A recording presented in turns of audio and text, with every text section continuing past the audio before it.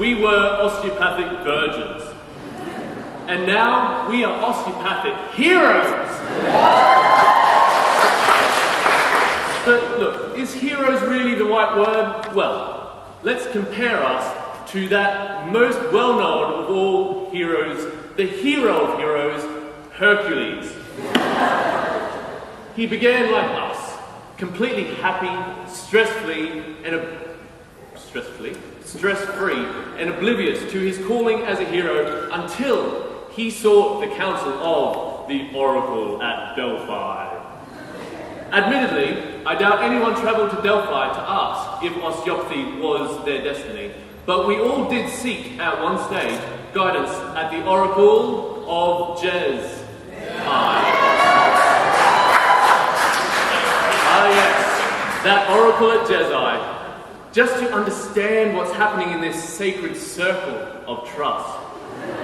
You must first ground yourself, and then walk back upstairs behind your head, and then observe that which cannot be observed.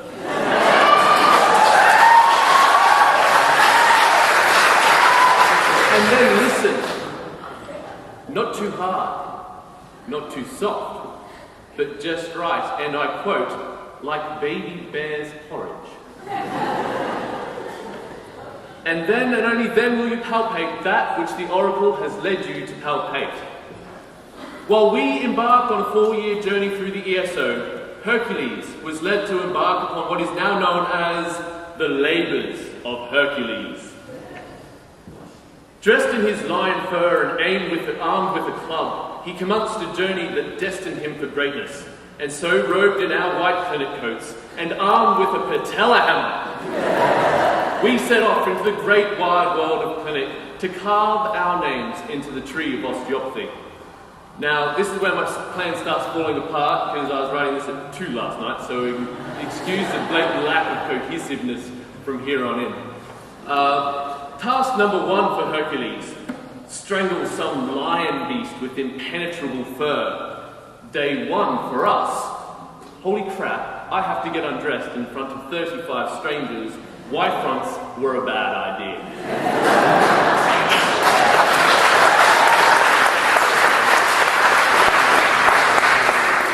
While Hercules slayed the Rhelian Hydra, which I didn't even know existed until 2:30 last night, and before you question me, Etienne,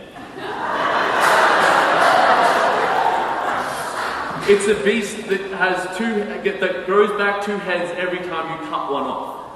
And so, while he was there killing that, we were struggling with the ever-multiplying list of pathologies and orthopedic conditions to learn.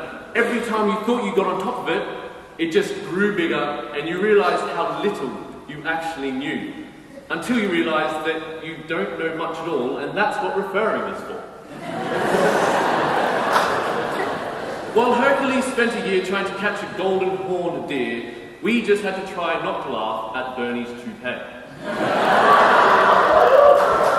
Our Greek hero was expected to capture a giant wild boar, while some of us had enough trouble trying to stay awake in anatomy and physiology and neuroscience and spinal biomechanics and statistics. And Hercules went on to reroute rivers to clean some filthy stables. I think we all fought valiantly to keep our student houses clean, to keep our clinic coats ironed, our beards shaven, and our underwear washed, and our garlic breath-free. Or our breath garlic-free.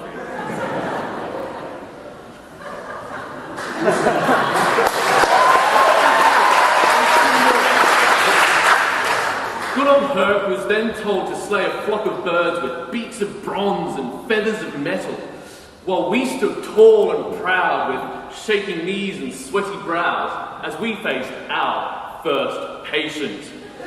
A real patient with a genuine pain and extremities made of bone and muscle with actual restrictions. Man, was that scary. I accidentally set my first patient flying across the room because the wheels weren't locked on the bench. That's one way of doing it, but I don't recommend it.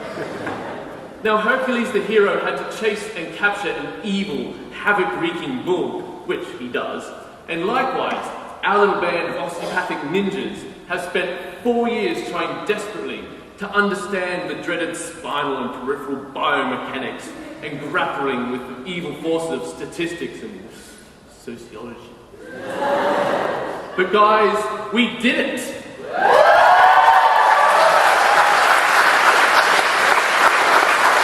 We never have to look at a T test or an F test or referencing again if we don't want to. The next task of great gravity for Hercules was to tame 4 wild, man-eating horses. We had to do it twice.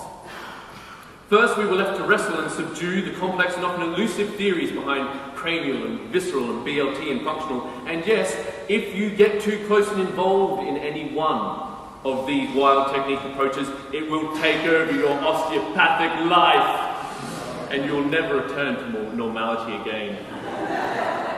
Poor Pierce, BLT was just too much for him. We also had to sit the dreaded CPA and FCCA with the man-eating examiners and grueling 4-hour examinations with the most wild and woolly patients that Maidstone could throw at us. But again, guys, we made it!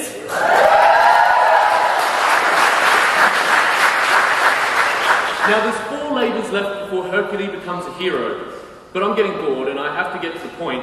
We have measured up to Hercules in every one of his amazing superhuman feats of strength and endurance and wit.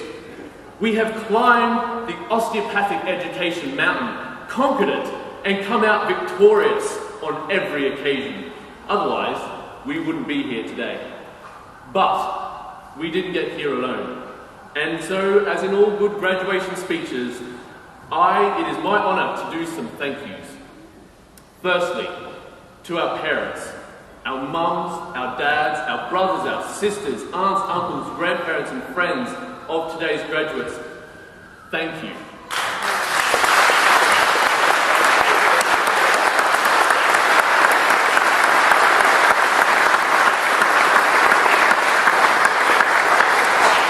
Thank you for your amazing and massively appreciated support through every facet of the last 4 years.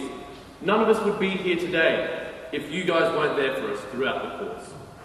To the school management team, Paula, who never leaves the school, Erica, the goddess of exams and extenuating circumstances, Adrian, for doing what you do,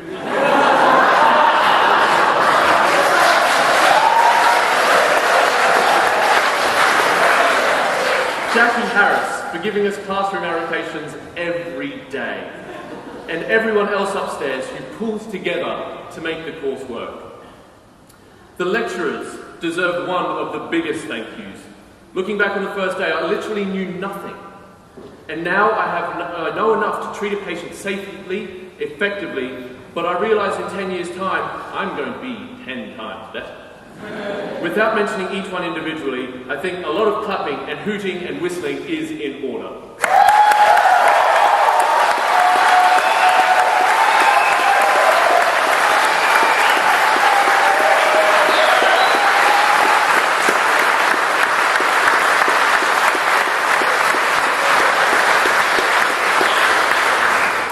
Tutors, tutors, tutors. Where would this little team of osteopaths be without you guys?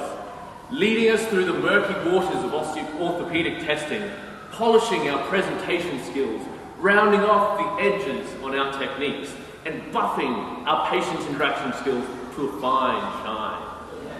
A couple special thanks are in order. To Sarah Jane, whose support has been integral to all of us passing.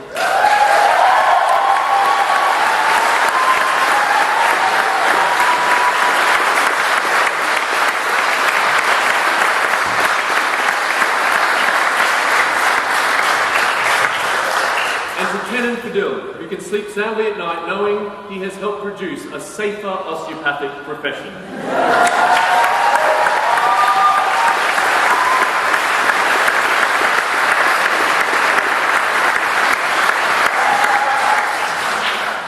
To Kay and Tracy, for cooking all the cakes I could ever have dreamed of.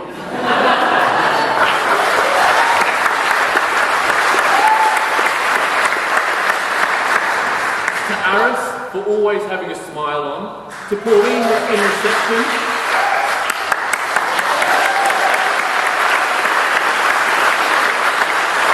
And to the library staff.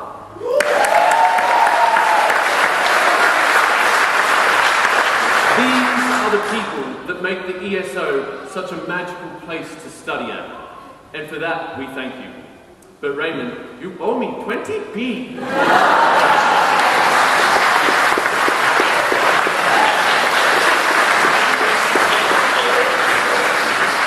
And then we have the clinic reception team, the A team, headed by the cool, calm, and collected dictatorship of Margaret and Tamara.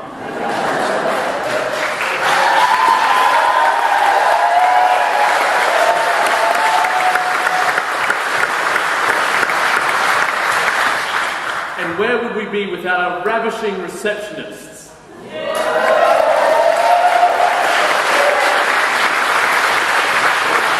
Always there with a smile, a stamp for your loyalty card, and ready to book in a patient at the drop of a hat if the computer system lets you. A big thank you has to go out to Danny and the team at the Ramada, because they took pretty much all the stress out of the graduation. All I had to do was collect the money and organise menus, and I couldn't even do that properly.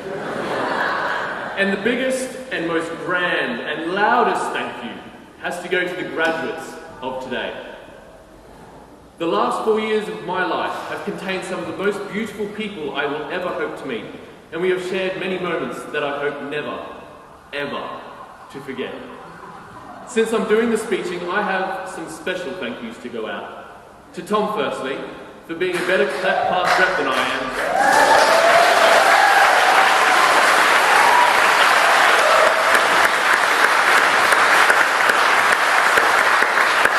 And for helping me endlessly with organising parties at school.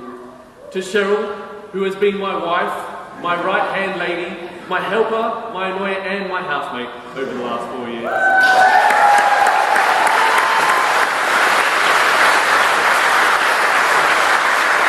I love you, Cher.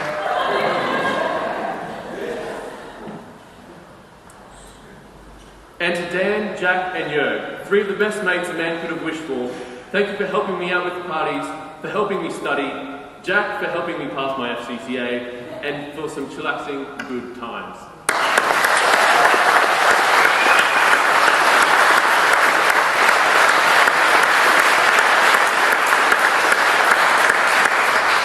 Fourth years, you were released from the ESO.